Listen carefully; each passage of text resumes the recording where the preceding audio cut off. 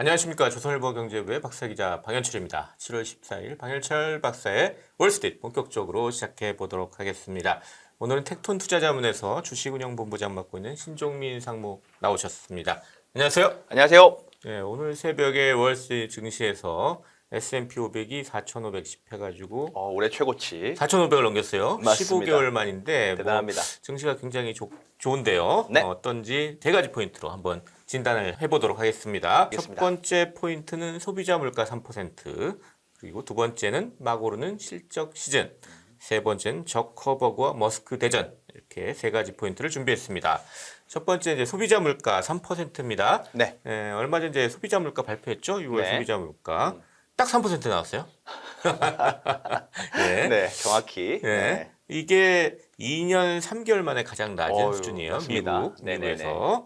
5월에 이제 4%보다는 거의 1%포인트 낮아진 거니까 그렇죠. 꽤 많이 낮아진 겁니다. 굉장히 많이 낮았습니다. 근데 이거는 이 소비자 물가 자체는 많이 낮아졌는데 이제 상승률이 낮아진 거죠. 네. 근원 소비자 물가 상승률 요건 조금 좀 덜 떨어지는 것 같아요. 그렇죠. 그러니까 4.8% 나왔어요. 네네네. 근데 이게 지난 5월 달에 5.3% 나왔는데 그거보다 한 0.5%포인트 정도 떨어졌으니까 그렇죠. 그냥 헤드라인 소비자 물가 상승률 떨어진 것보다는 조금 덜한 것 같은 맞습니다. 느낌입니다. 네. 그래가지고 월스트리트저널이 평가를 할 때 이거 인플레가 둔화를 하고 있긴 하지만 연준이 원하는 만큼 빠른 속도로 둔화하는 건 아니다, 이렇게 좀 그렇죠. 평가를 했네요. 네네. 그리고 뭐 연준 고위 인사들도 좀 뭐 유보적인 이런 얘기들을 해요. 몇 가지 소개를 해드리면 토마스 바킨이라고 리치먼드 연방준비은행 총재는 물가 상승률이 아직 높다. 이게 물가 상승률 발표된 다음에 이제 그렇죠. 한 얘기예요. 네. 너무 빨리 물러나면 인플레이션이 다시 강해질 것이고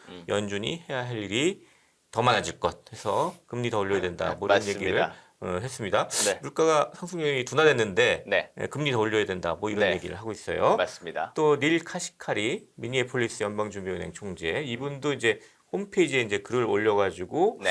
인플레이션이 예상했던 것보다 더 고착화된다면 정책 금리를 더 올릴 필요가 있을 것. 그래서 금리 인상 시그널을 줬고요. 또 뭐 메리 데일리 샌프란시스코 연방준비은행 총재도 뭐 금리 2번 올려야 된다. 뭐 이런 그렇죠. 얘기 하고 있습니다. 네. 이분은 또 비둘기파 해서 좀 통화 완화해야 된다. 네. 이쪽에서 입장을 갖고 계신 분인데 이분도 계속 금리 올려야 된다. 그렇죠. 이런 얘기도 하고 있어요. 네. 물가가 계속 쉽게 떨어지지 않으면 금리는 조금 더 올릴 여지가 있는 것 같아요. 그렇죠. 그러니까 아까 말씀하신 대로 이제 우리가 수치만 보면 내려가고 있지만 네. 이제 저런 여러 연준 인사들이 얘기하는데 어떤 근저에는 지금 임금 인상률은 예상보다 조금씩 좀 높게 나오고 있습니다. 네. 그러니까 근원 소비자 물가가 사실은 떨어지지 않는 부분이 있기 때문에 기저가 계속 높아지고 있다. 이렇게 네. 좀 판단을 하고 있는 겁니다. 네, 근원 소비자 물가 그러면 에너지랑 식료품 가격을 뺀 뺀 이제 거죠. 네. 광범위한 이제 사실 이쪽인데 이쪽은 서비스 물가가 많이 그렇죠. 반영이 되잖아요. 근데 그렇죠. 서비스 쪽은 또 임금 상승률이 또 그렇죠. 반영이 되니까 이건 아직은 좀 덜 떨어지는 것 같다. 뭐 이런 얘기들이 나오는 것 같아요. 그렇죠. 어떻게 보면 양날의 검인데 미국의 이제 고용이 워낙 좋다 보니까 임금 수준도 계속 좋은 거고 네. 그 물가를 좀 계속 받치는 그런 어떤 흐름을 보이고 있는 겁니다. 네, 지난주에 고용 지표 나온 거 보니까 20만 9천 명에서 예상보다는 좀 그렇게 그렇죠. 많지는 않았는데 그래도 네네. 여전히 높죠. 많은 수준이에요. 왜냐면 네. 한 10만 명 정도 되면은 이제 그 인플레이션이 강해지지 않는 수준이다. 그렇죠. 이렇게 20만 명대 높은 보는데 겁니다. 20만 명이니까 상당히 높은 수준이고 네, 그래서 물가를 더 자극할 수도 있지 않겠냐 뭐 그렇죠. 이런 우려도 나옵니다. 맞습니다. 근데 물론 그렇지 않다라고 또 주장하는 분들도 있어요. 네. 대표적인 게 이제 골드만삭스의 이코노미스트인 스펜서 힐, 이분이 이제 최근에 네. 리포트를 하나 했는데 물가가 생각보다 더 상승률이 좀 더 둔화할 수 있다 네. 하면서 네 가지 근거를 댔습니다. 이 어떤 근거인지 한번 알아보죠. 네. 첫 번째 이제 중고차 가격이 꽤 떨어질 것 같다. 네. 왜냐하면 이제 이게 지금 코로나 이후에 미국의 많이 물가를 올랐죠. 밀어올린 게 중고차 가격 네, 때문에 많이 그런 건데 올랐죠. 네. 이게 상당히 떨어질 수 있다. 근데 네. 연초 이후에 한 9% 정도 3월 이후에 떨어졌는데 네. 연말까지 더 떨어진다. 한 9% 정도 더 떨어진다. 그래서 이게 영향을 주면 물가는 생각보다 더 상승률이 더 둔화될 수 있다. 이런 얘기를 하고 있고요. 또 두 번째로 계절적 요인 얘기하고 있는데 네. 여행하고 운송 가격 여름에 이게 여행 휴가 많이 가고 시즌. 그러니까 이게 많이 올랐는데 이게 네. 좀 가을 되고 그러면 그렇죠. 좀 하락세가 상승세가 둔화할 수 있다. 그럴 수 있습니다. 뭐 이런 네. 얘기를 하고 있고요. 세 번째 이제 임대료 상승률이 좀 많이 떨어지고 있어가지고 네. 이게 주거비에 반영이 되면 또 물가 상승률이 상당히 둔화될 수 있다. 미국의 물가에는 상당히 주거비가 반영이 많이 돼 있죠. 맞습니다. 그래서 이런 얘기를 하고 있고요. 네 번째 이제 구인 구직 미스매치. 그러니까 기업들의 구인이 많아가지고 지금 임금이 많이 오르고 있는데 네. 이게 어느 정도 해소되면서 역시 이제 임금 상승이 더뎌지고 이렇게 되면은 물가 상승률이 더 둔화될 수 있다. 이런 네 가지 이유를 대면서 생각보다 물가 상승이 그렇게 강하게 되지 않고 좀 더 둔화될 수 있다. 이런 얘기를 하기도 합니다. 그렇죠. 물론 이제 여러 가지 얘기 나오니까 이거 보면서 네. 좀 지켜봐야 되겠고요. 이제 물가에 네. 따라서 연준이 이제 금리를 어떻게 올릴 것인가 이게 이제 그렇죠. 또 관심사인데 일단 7월 달은 거의 올린다. 한 번 더 올릴 것 같아요. 네, 거의 올린다. 네. 이렇게 보고 있습니다. 시카고 상품거래소 패드워치 툴 보니까 오늘 아침에 보니까 7월 FOMC에서 0.25% 금리 올릴 확률이 93%에서 거의 거의 올린다. 월가선 그렇게 보고 네, 있는 것 거의 같아요. 올린다. 이렇게 그 다음이 문제인데 네. 일단 뭐 한 두 번 더 올릴 수 있다라고 지금 연준이 신호는 줬어요 올해. 네. 근데 한 번만 7월 달에 올리고 그 다음에 안 올리지 않을까 뭐 이런 그렇죠. 예상들도 나오고 아니다. 네. 뭐 예고한 것처럼 한 두 번 더 올릴 것이다. 뭐 이런 맞습니다. 얘기들도 나오는데 네.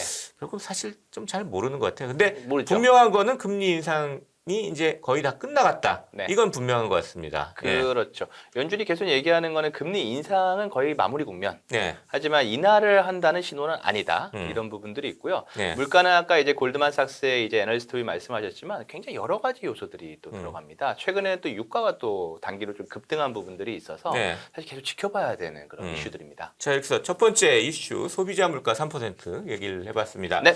두 번째는 막 오르는 실적 시즌입니다. 예, 또 실적 시즌이 시작됐습니다. 다시 왔죠. 네, 예. 금방입니다. 네. 이제 7일날 이제 금융사들이 대형 금융사들이 이제 실적을 쭉 발표하면서 이제 본격적으로 실적 시즌이 시작될 텐데 일단 어느 정도 실적이 나올 것인가 이제 전반적으로 예상하는 거 보면 그렇게 좋지는 않아요. 네. 예. 팩트 세트가 이제 2분기 S&P 500 기업들의 실적을 쭉 이제 애널리스트들이 얘기한 걸 딱 집계를 해봤더니 작년보다 7.2% 정도 감소할 것으로 네. 이제 집계가 됐어요. 그러니까 그 역성장한다는 거죠 실적이. 일단 그렇게 2분기까지는 네, 예측이 되고 있습니다. 네. 근데 이게 이제 코로나 직후에 네. 2020년 2분기죠. 이때 마이너스 31.6%의 가장 낮은 수준까지 지금 실적이 역성장할 것이다 이런 얘기를 하고 있습니다. 그래서 네. 뭐 이게 혹시 바닥이다 생각하면 또 이제 뭐 주가가 그걸 반영해서 괜찮다라고 생각하는 분들도 있는데 네. 아니다 이렇게 안 좋은데 이게 주가에 반영이 안 돼 있다 또 이렇게 주장하는 분들이 있고 두 가지 흐름이 있는 것 같아요. 그렇죠. 예. 항상 또 이게 전년이 워낙 좋았다 이렇게 얘기하시는 분들도 있고, 네 그렇습니다. 근데 실적만 나빠지는 게 아니라 요새 보니까 기업 파산도 늘어요 미국에서. 그럴 수 있죠. 예. 네. S&P 글로벌 마켓 인텔리전스라는 데서 집계한 걸 보니까 올해 상반기에만 미국 기업들이 파산 신청한 게 340건입니다. 네네. 근데 작년 한 해가 374건이니까 상반기에 이미 거의 다 작년 한 해 일어났던 파산 네네. 신청이 다 생긴 겁니다. 그러니까 상당히 좀 미국 바닥 경기는 좀 안 좋아지고 있는 거 아니냐 뭐 이런 얘기도 할 수 있을 것 같아요. 그렇죠. 또 상반기 기준으로 보면 2010년 이후 2010년에 468건 상반기에 네네네. 파산 신청이 있었는데 그 이후에 가장 많다고 그래요. 그렇죠. 예. 어, 실제 우리 기억이 좀 있잖아요. 실리콘밸리뱅크 파산했잖아요. 3월달에. 그렇죠. 예. 그거 말고도 베스앤 비욘드 여기도 거기도 파산했잖아요. 파산했죠. 이름 들어본 네, 데 몇 개 굉장히 민주주의로 파산했거든요. 유명했던 주식이죠. 예. 네. 그러니까 좀 뭐 기업 실적도 안 좋고 파산도 늘어나고 그러니까 약간 주의해야 될 뭐 이런 것도 있는 것 같습니다. 그러니까 투자자분들이 사실 이 구간이 제일 어려운 구간입니다. 네. 경기가 어떻게 보면 좀 변곡점에 있을 수도 있고 기업들 실적들은 여전히 지금 둔화가 되고 있는데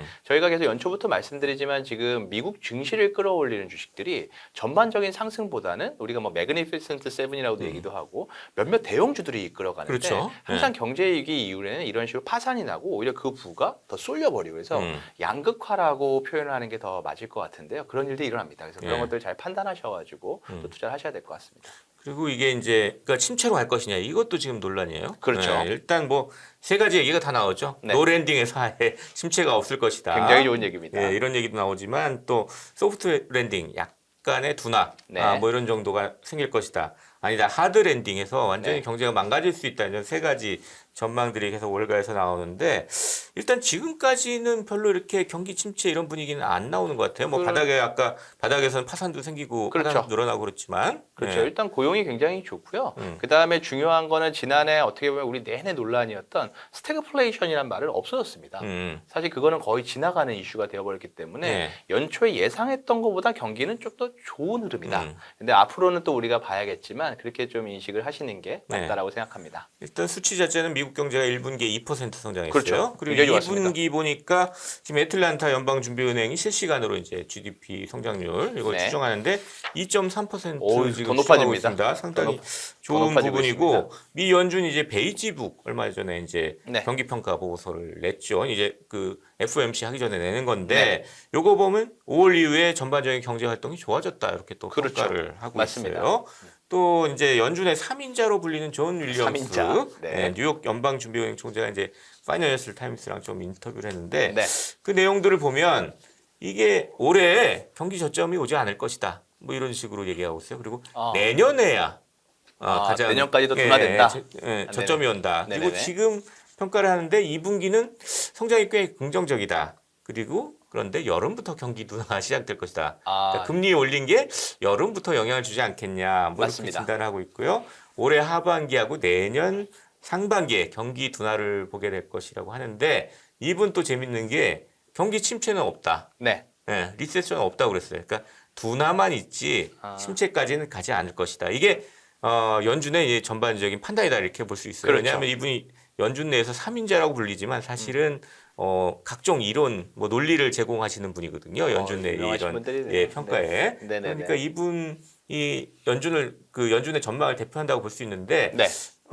결국 연준은 뭐 침체까지는 보지 않고 금리를 올려가지고 어느 정도 경기만 둔화시키는 그렇죠. 그런 정도로 좀 목표로 하고 있는데 그 길로 제대로 가고 있다 이렇게 네. 좀 평가를 하고 있는 것 같습니다.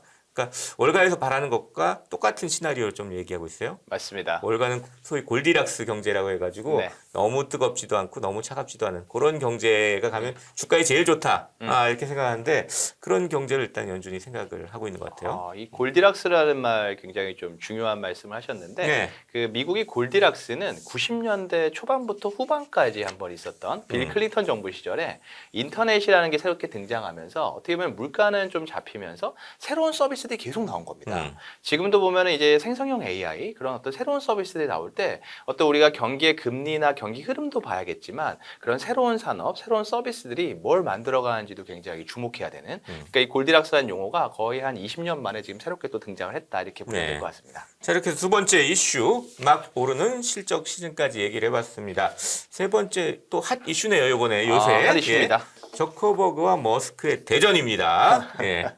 네. 저커버그가 또 머스크를 한 방 때리기 위해서 네. 뭐 하나 내놨죠. 근데 이 두 분이 실제로 뭐 격투기 한다 뭐 이런 얘기했는데 뭐 예. 서비스를 위한 쇼였다 뭐 거의 이런 아니라 지금 느낌으로. 무슨 소셜 미디어 대전을 지금 벌이고 있습니다. 맞습니다. 어떤 얘기인지 좀 얘기를 해보죠. 이제 워낙 대단한 기업들이고요. 일단은 그 SNS 세계 1위 기업인 메타가 네. 지난 6일에 이제 새로운 이제 SNS 서비스, 소셜 미디어 서비스 이제 그 스레드라는 거를 네. 우리 표현이 그냥 한국 발음으로 한 스레드라는 네, 거를 이제 스레드라고 출시했는데 지금 우리 이제 신문에 쓰고 있습니다. 맞습니다. 예. 이게 트위터를 거의 이제 유사한 트위터와 같은 이제 텍스트 이제 SNS 서비스인데 일단 출시하고 이후에 가입이 너무 많이 돼버린 네, 겁니다. 엄청난 화제가 되고 있어요. 지금. 그러면서 네. 이제 이슈가 지금 되고 있는데요. 스레드가 출시된 지가 이제 일주일밖에 되질 않았습니다. 음. 근데 앞으로 이제 어느 정도의 어떤 또 모습으로 발전할지 투자자들의 관심이 벌써부터 지금 높아지고 있는 그런 네. 상황입니다. 엄청나게 지금 많이 가입하고 있다고 그러죠. 그렇죠. 일단은 이제 스레드가 5일 만에 1억 명을 돌파했습니다. 가입자가. 네. 그게 좀 말씀을 드리면은 작년 11월에 우리가 챗 GPT 열풍이 일었던 생성형 AI 열풍을 이제 불고 왔던 오픈 AI 챗 GPT가 1억 명을 넘기는데 2개월 정도가 걸렸습니다. 그 다음에 트위터 같은 경우에는 출시한 지가 17년 된 서비스입니다. 근데 지난해 말 기준으로 월간 활성 이용자 수가 2억 3천만 명 정도로 추정되고 있습니다. 근데 그거를 5일 만에 1억 네. 명을 가입시켜 버리니까 엄청난 속도네요. 이게 지금 예. 뭐냐 이렇게 지금 되고 있는 상황입니다. 저도 이제 스레드 가입하려고 보니까 이게 그냥 쉽지는 않은 것 같은데요. 인스타를 하시나요? 인스타 계정이 있는데 제가 많이 사용을 안 해가지고 그렇습니다. 인스타를 해야 됩니다. 예. 그러니까 이제 인스타를 하시는 분들은 아주 예. 손쉽게 가입을 할 수 있는데요. 그렇군요. 예. 첫 번째는 이제 스레드는 인스타 계정이 있는 사람만 가입을 할 수 있습니다. 그래서 인스타그램을 들어가 보시면 네. 왼쪽에 클릭을 하시면 스레드로 바로 연결이 돼서 클릭 몇 번 하면 이제 가입이 되는데 이제 중요한 거는 인스타그램과 연동이 돼 있기 때문에 네. 그동안 인스타그램에 올렸던 어떤 해시태그들, 그다음에 프로필들 이런 것들이 바로 스레드에 이제 복사가 되고 네. 인스타그램 팔로워들한테 내가 스레드에 초대했던 어떤 메시지를 바로 자동으로 보낼 수가 있습니다. 네. 그러다 보니까 인스타그램 가입자들이 쉽게 이제 가입을 하고 있고요. 그동안 이제 인스타그램에 좀 불편했던 부분들은 텍스트 어떻게 보면 올리는 것도 좀 제한된다든가 인스타그램은 링크를 올려서 클릭해서 링크로 갈 수가 없습니다.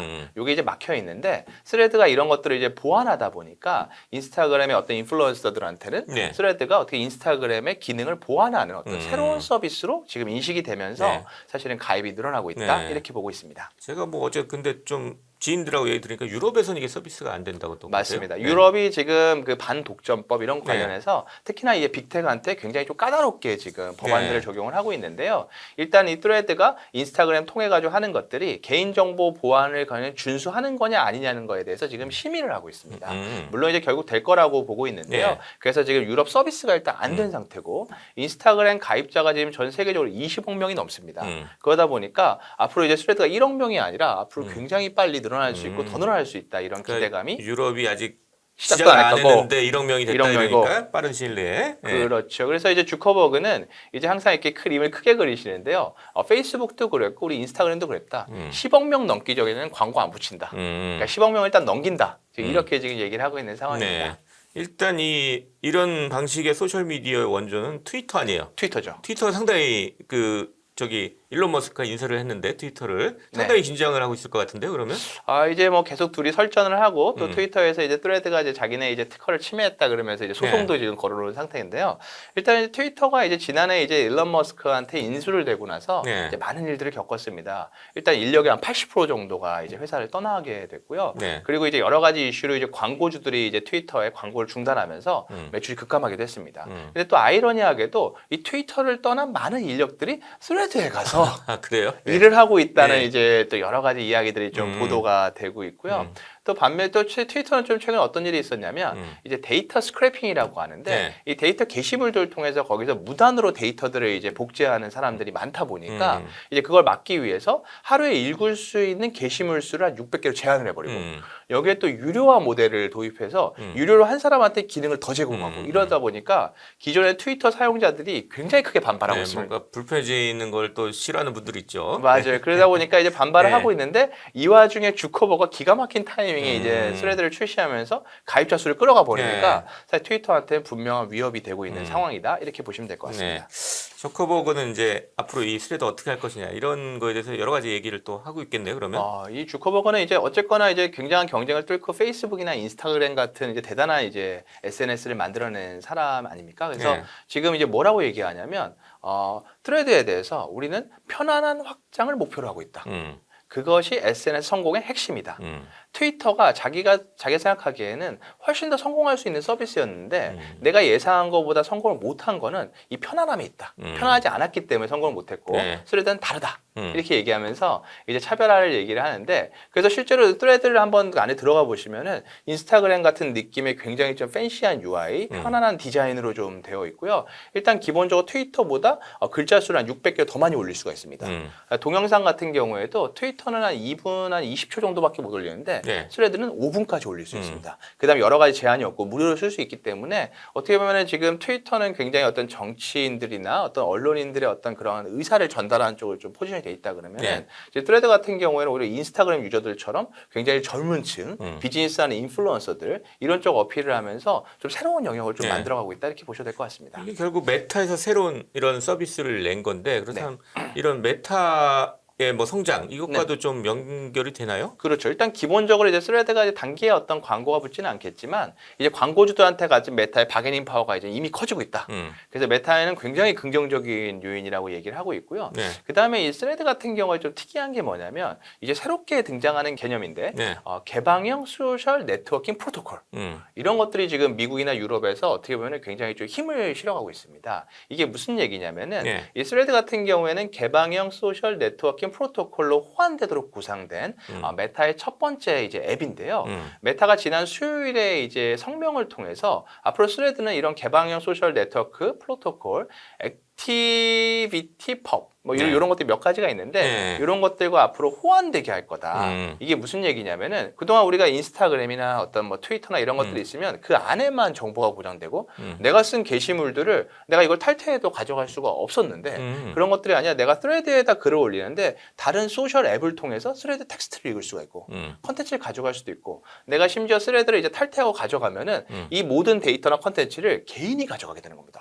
그래요? 예. 그게 굉장히 신선한 획기적인 개념이네요. 굉장히 신선해요. 예. 오히려 예. 이제 메타 같은 경우에는 그동안 데이터를 독점하는 거다. 개인정보 위반이다. 이런 어떻게 보면은 비난을 듣기도 했던 회사인데 네. 오히려 개방형으로 가서 스레드 같은 거를 이제 모든 소셜 앱에 이제 오픈해 버리겠다. 이렇게 돼 버리면은 앞으로 이런 어떤 SNS에서 어떤 일들이 일어날지도 굉장히 좀 흥미로운 관심거리가 되고 있습니다. 앞으로 이제 소셜 미디어 시장에서 상당히 경쟁이 격화될 것 같은데 그렇죠. 이거 잘 지켜봐야 되겠네요. 그러면. 그렇죠. 일단은 이제 스레드가 출시가 됐고요. 이제 트위터를 이제 예전에 얘기할 때 좀 많이 잊고 계시면 옛날에 유튜브 플러스라는 서비스가 뭐 페이스북에 도전한 적이 있는데 결국 페이스북의 완승으로 이제 끝났는데 이제 트위터랑 또 이제 스레드의 어떤 대전이 어떻게 또 결론이 날지 지금 많은 투자자들이 좀 관심을 가지고 지켜보고 있습니다. 자, 이렇게 세 번째 이슈인 저커버그와 머스크 대전까지 얘기를 해봤습니다. 네. 자, 이제 거의 마칠 시간이 다 됐는데요. 저희 시청자, 구독자 여러분께 마무리 인사 부탁드리겠습니다. 아까 저희가 그 얘기하는 중간에 골디락스 이런 용어도 말씀을 드리고 했는데요. 지금은 어떻게 보면 경기도 중요하지만 또 새로운 기술, 새로운 서비스들이 어떤 산업을 만들어가는지를 또 보는 것도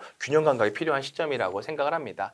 실적 시즌이 시작이 됐고요. 그런 것들도 잘 챙기셔서 성공하는 투자 이어가시기 바라겠습니다. 네, 감사합니다. 월스트리트 증시를 세 가지 포인트로 정리해드리는 방현철 박사의 월스트리트. 지금까지 텍톤 투자자문의 신종민 상무 그리고 저는 조선일보 경제부의 박사이자 방현철이었습니다. 그럼 다음 시간에 또 뵙도록 하겠습니다. 구독, 좋아요 잊지 마시기 바랍니다. 감사합니다. 감사합니다.